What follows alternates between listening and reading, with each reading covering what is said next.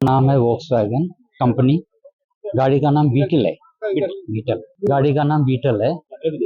1965 model है and ये first hand गाड़ी है। हाँ, नया गाड़ी नहीं, शुरू से मेरे पास ही है। मेरे फादर के पास था, अभी मेरे पास है। 1965 में। उनका नाम कैलाश सेठ, विनय कुमार। हैदराबाद का हूँ, अभी गनरॉक के पास रहता हूँ।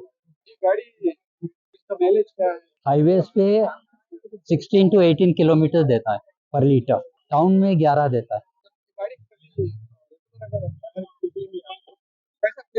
वंडरफुल। लोग ऐसा है कि कभी कभी गाड़ी पार्क करके जाता हूँ, पता नहीं चलता मेरी गाड़ी कहाँ है।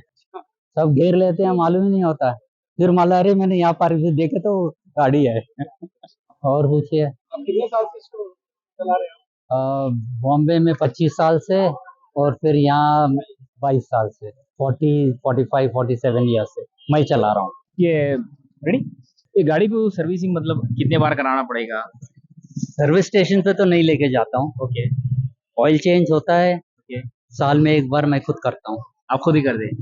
प्लग चेंज मैं खुद ही, पॉइंट ब्रेकर पॉइंट ट्यूनिंग मैं ही करता हूँ, कार्बोरेटर क्लीनिंग मैं ही करता हूँ। हम ड्राइव कर रहे हैं 65 से। मेरे पास है 47 ईयर से।